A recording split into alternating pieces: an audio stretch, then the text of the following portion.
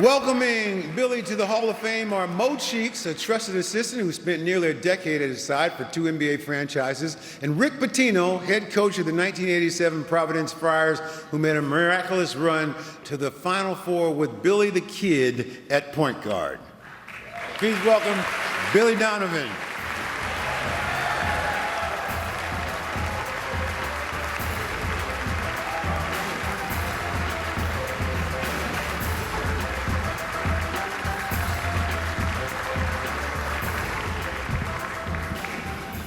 Thank you. I obviously am incredibly humbled and honored. Standing up here, I'm a reflection of so many different people throughout the course of my life. First, I'd like to thank Jerry Colangelo and the Hall of Fame for this incredible honor. Really, really humbling. I also want to congratulate all the other inductees for their amazing career, their achievements. It's really, truly a remarkable class to be a part of. I've loved the game of basketball ever since I can remember, and I know he's here, but I just want to recognize Adam Silver and his vision to continue to grow the game to new heights. So thank you, Adam.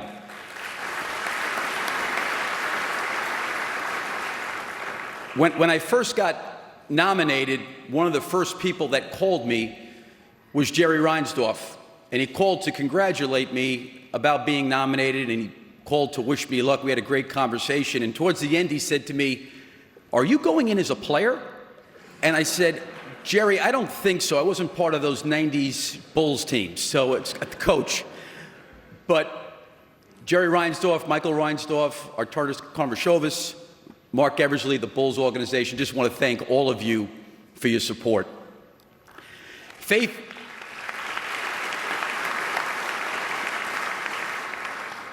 and belief have been incredibly powerful in my life. And it's not been the faith and belief in myself, but it's been the faith and belief that others have had in me when there was really no sign or no evidence to have faith. I am incredibly indebted to Coach Pitino. I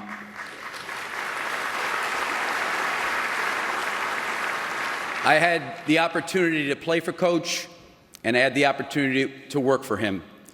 And he taught me how to work, taught me what it was to compete, and he taught me about what really went into winning. And the one thing I'm going to say about Coach is where he found me as a sophomore in college is not where he left me. He took me to places that I never, ever could have dreamed of, and it was his belief, faith, and confidence in me that I will always be indebted to. So, Coach, thank you.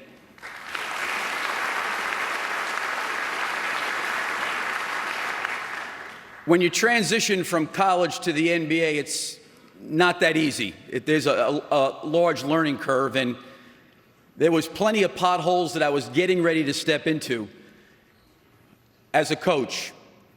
But I was so fortunate with my first staff to have Monty Williams and Mark Bryant and Mo Cheeks, all coaches and players in the league.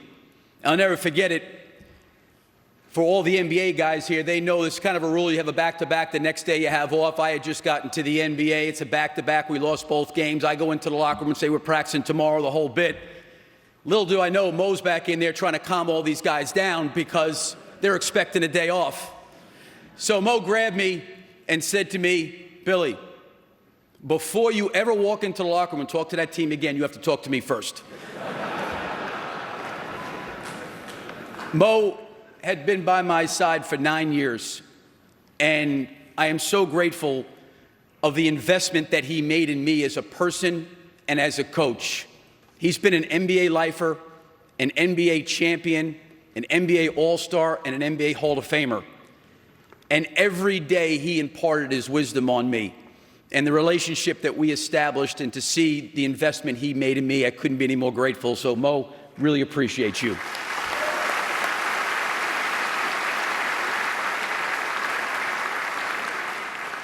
As I transitioned from college to the NBA, another person that was a great help to me was Mark Daignault.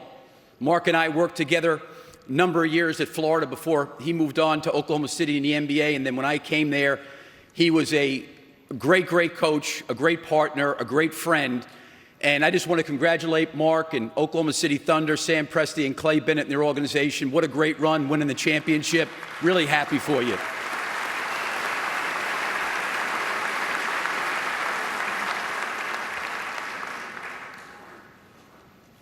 So much of this game is about the people that are around you. And I'm indebted to so many people. You have to have great coaches alongside of you. You have to have great people alongside of you. And you heard so many people talk about it's not only about the talent of people, but it's the character too. At 28 years old, Lee Moon hired me at Marshall University. And at that time, I was the youngest head coach in the country. And when he hired me, I hired, this was probably a real smart move, all guys the same age as me. They were all 28. And we had a remarkable, over a decade run together. And I want to acknowledge Anthony Grant and John Pelfrey and Donnie Jones, because we started together.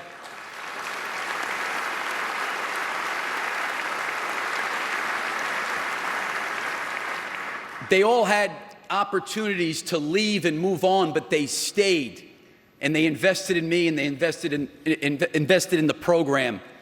And the friendship and the relationship that was established over a more than 10-plus season couldn't be any more grateful for. But just like when you have great coaches, they're going to end up moving on. And that's one thing I've been really, really blessed with, and probably learned a lot from Coach Pitino, because he's had more coaches go from assistants to head coaches than maybe any coach in the history of the game. So he always told me my responsibility was help the assistants to move on and take on better opportunities. So I lost them. You've got to find new players, new coaches. And to have somebody like Larry Shyatt available and come in and work with me for 7 years and bring in a different perspective. Even now today, Billy Schmidt's been with me for 11 years. These people have remained loyal. They've invested in me, and they've believed in me when maybe there was really no evidence to believe in me. After Marshall, I got a phone call from the athletic director at the University of Florida, Jeremy Foley. And I really believe that he'll go down as one of the greatest athletic directors of all time. But again, no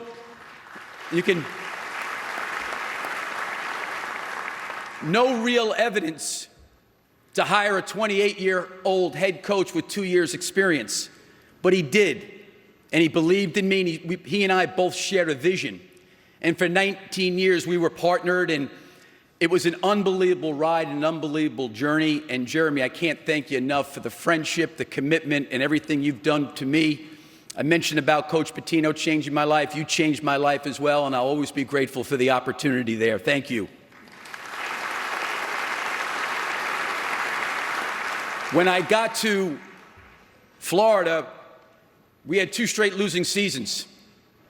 And you know, as a coach, you're not going to go very far if you don't have good players. And I'm standing up here because I coached some really, really good players. But not only good players, I coached high-character competitors.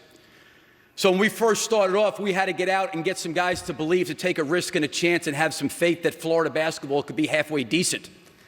And I'll never forget, and I know the Miami Heat are so proud of him, but made a lot of journeys down to Miami Senior High School to recruit 2 guys that are sitting together right now and great teammates, Udonis Haslem and Brent Wright.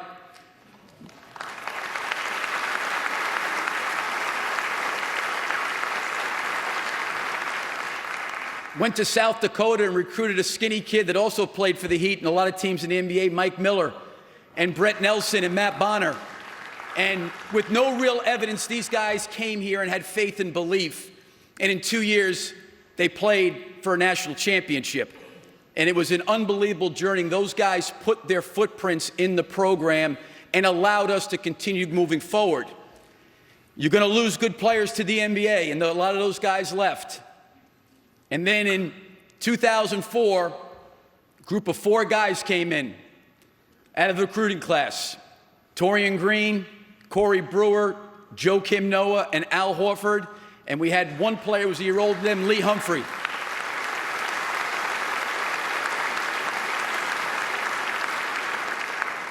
I know I'm biased, but I really, really believe that that team should be considered one of the great teams of all time, because they're the only team in the history of the NCAA tournament to start a season unranked and win a national championship, and then have to start the next season ranked #1 in the country and do it under both of those platforms. And they taught me so much about winning and about what it was to be a team, and I'm so grateful for the experience with those guys, and just say thank you.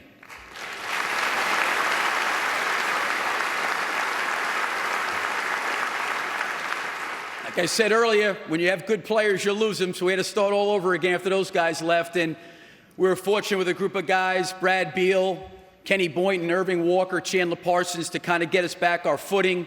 And then in 2014, with Patrick Young and Casey Prather and Will Yagett and Scotty Wilbekin, Michael Frazier, that team went on to win 30 straight games. They won over 100 days without losing, and they were another group of guys that were incredible to be a part of what they were able to accomplish. And I am so grateful, and I can't go through every player and every team, but I am so grateful to all the players, all the guys that showed up to be here tonight for me, all the guys, the work ethic, the commitment, the relationship. I am so indebted and grateful to all of you, so thank you.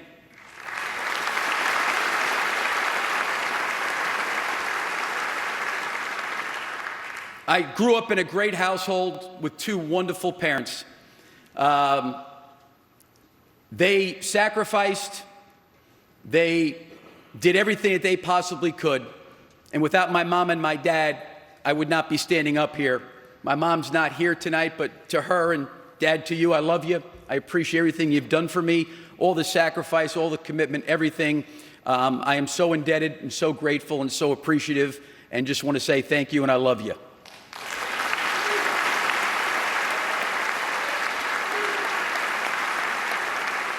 We grew up in a great environment back in Rockville Center, New York. Great high school program, great high school coach in Frank Morris. It was a great place to grow up, and I'll always cherish my childhood there, so thank you. To my 5 children, Billy and Brian and Hasbrook, Connor and Pete, I know that coaching is not the easiest job in the world, and you have remained by my side, all of you, for my entire life, all the way through. But the unfortunate part, and part I always will feel bad about, I wasn't always by your side all the time because of what the job entailed and what it called for. But all of you were so understanding, and I so appreciate your grace and the relationship that we've been able to establish and the fact that you can share in all of this. To my son Billy and his wife Lauren, you brought 2 beautiful grandchildren into our lives we're thankful for. To Pete and Jess, 2 wonderful grandchildren we're so fortunate and blessed with. And then to my daughter and her husband Jahan, who are expecting in March. We're going to be grandparents of 5 here soon, so we're thankful for that.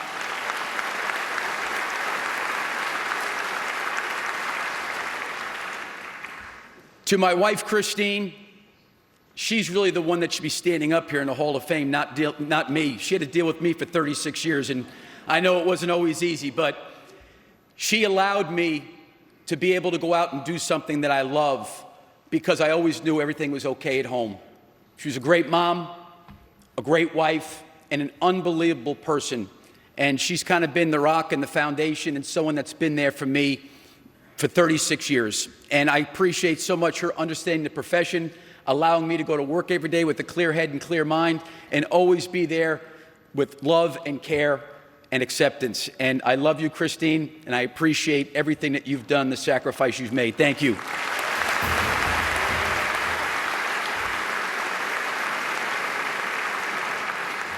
There's so many more people I want to thank, but I just want to say thank you to all the people that impacted my life, friends and family, coaches, players. Thank you so much. It's an incredible honor, and I'm very, very grateful. Thank you.